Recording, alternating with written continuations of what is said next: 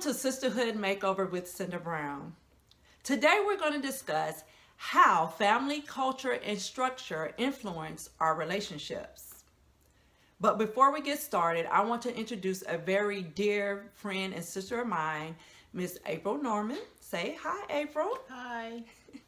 April has been a friend of mine from afar for about 5 years, but it's just been recently, over the last couple of months, that we began to build an authentic relationship with one another. So I know April, but I want April to take a little time to introduce herself to our audience. April, tell us a little bit about yourself.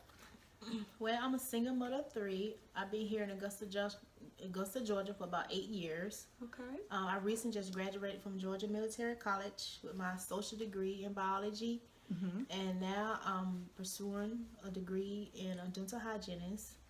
And Good. now I'm trying to develop and have an open relationship with other women and trying to build that trust. Good. Awesome. I asked April to join me today because April shared with me a powerful, powerful testimony about transformation and change. And I want to make sure that her story was heard by women around the world. And I hope that her story makes a great impact in helping other women to transform and change. But before we begin to ask April questions and she share her testimony, I want to make sure that I wrote down what family culture and structure is. So family culture means anything that we believe, our morals, our values, our religious status, how we identify ourselves, any actions or behaviors, anything that encompass us and what we learned from our family, and it teaches us how to interact with other people in the world around us. Now, family structure is similar, but that deals with how you were, what type of household you were brought up in. Say, for instance, some people are brought up in single parent households, and some people have both parents. Some people are brought up in foster care, and some people are probably brought up by uncles and aunts. So we could have an array of different family structure. Like for myself, I was brought up with two parents and two siblings, a brother and a sister. And just the mere fact of how I was brought up in my family structure, or how my family structure was, that influences how I interact with other people. So April, today's segment is centered around family culture and structure.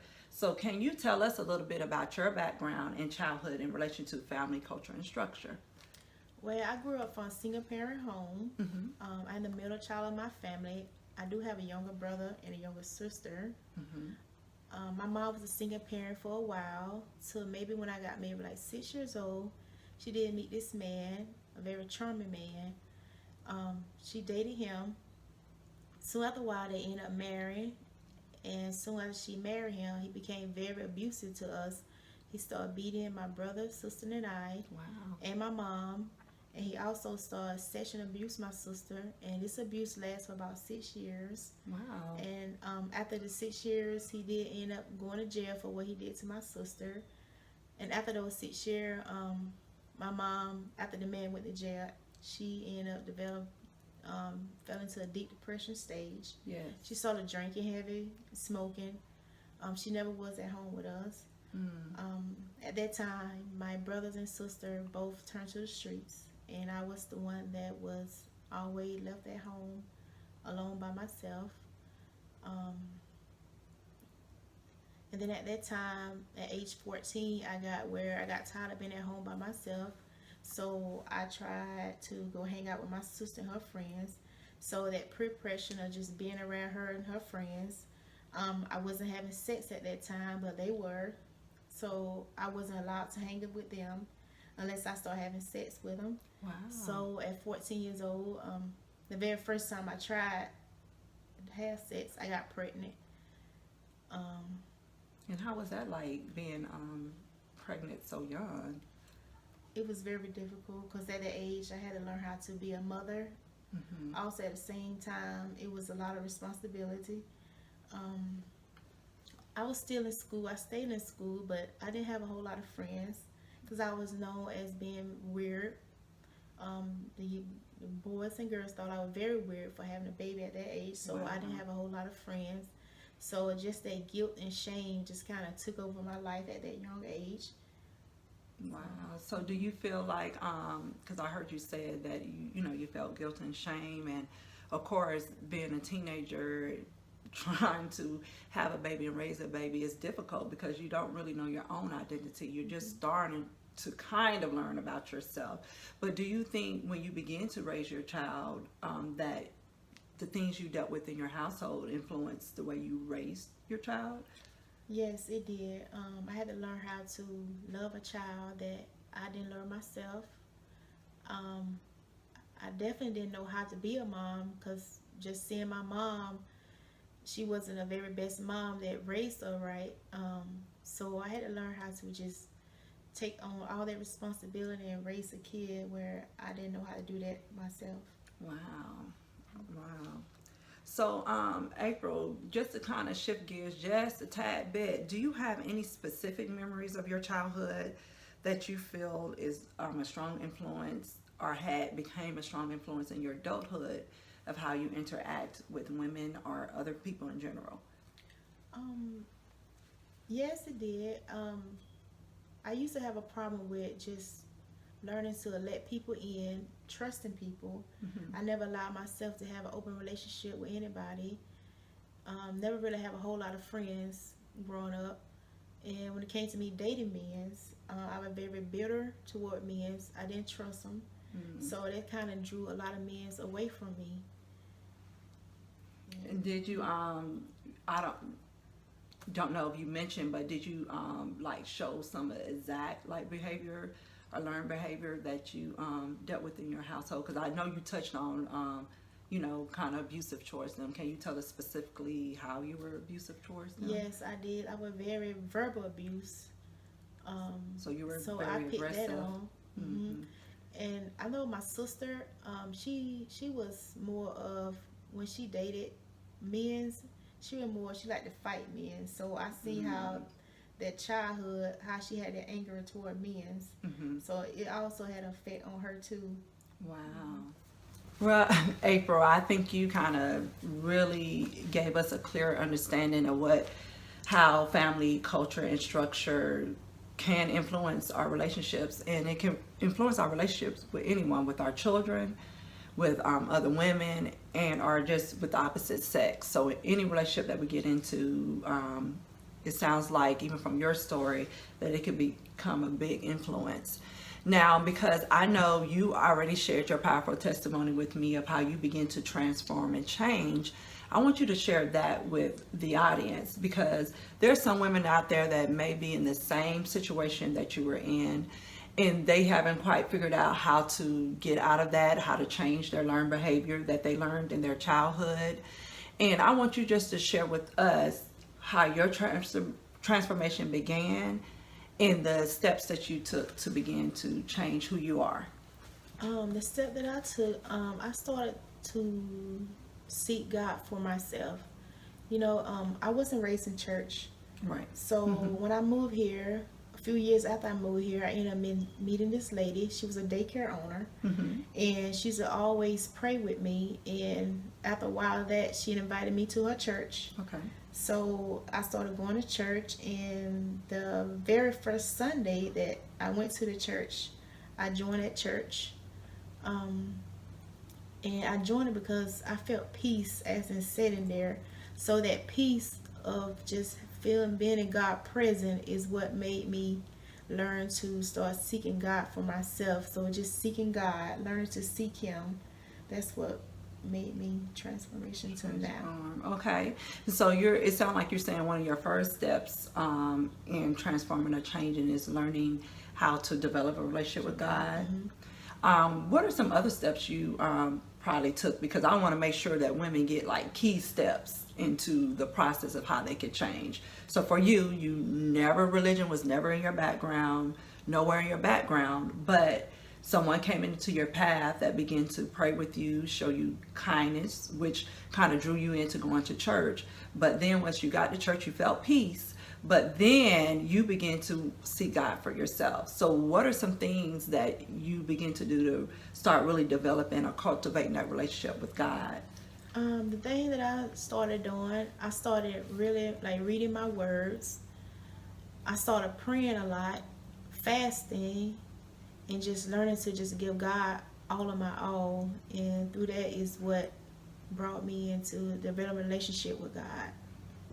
Wow, awesome. So I just want to recap some key factors, women, that you could use to begin your transformation that worked for Miss April. Is one, she began to develop an authentic relationship with God. As y'all know, I love that word authentic, but she began to develop a relationship with God.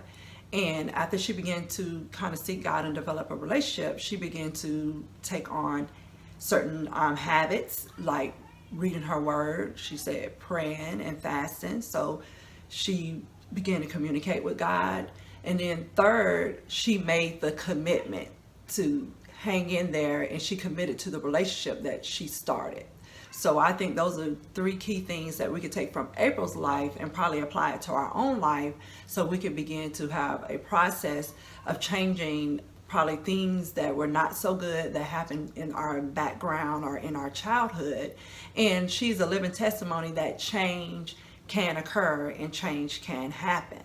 Now, April, do you have any other details you would like to just share with us about your transformation, things that you're doing now, or how have you begun to transform in your relationships with other people, or how's your interaction now with people? Once I started really seeking God, I started letting Him come in and heal the brokenness and the bitterness that was inside of me. And I think that played a part with me learning to have a relationship with other people, because it taught me how to have an open relationship with other people, learning to let other people love me, learning to trust other people. So I think that the relationship just having with God is what made me to develop that open relationship with other people.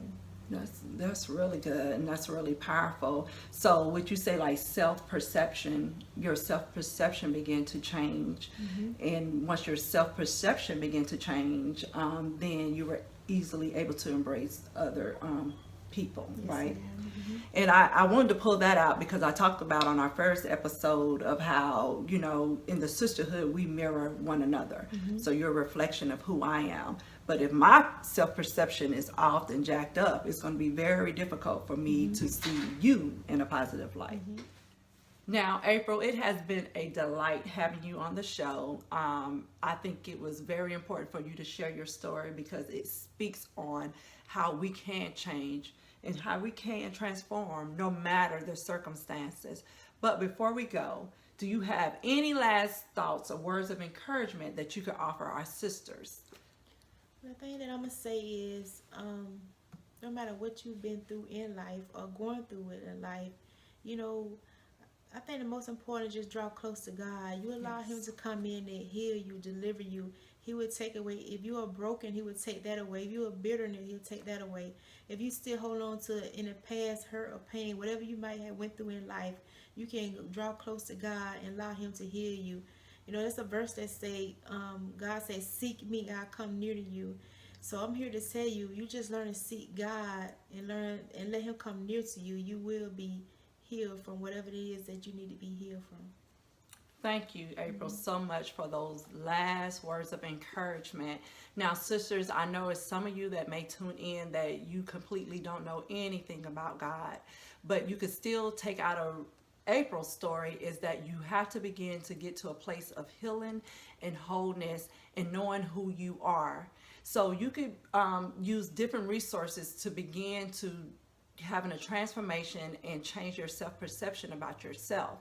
So once you begin to do that, you're going to begin to see that the relationships around you are going to become more healthier and that you're going to become more healthier as a person. So again, April, thank you so very much for your time and considering even to sit here and talk to me. Sisters, I want you to remember throughout the week and think about those things that probably happened in your childhood or things you probably see now in your family structure or in your family culture that influence you. I want you to dissect whether those things are good for you or bad for you.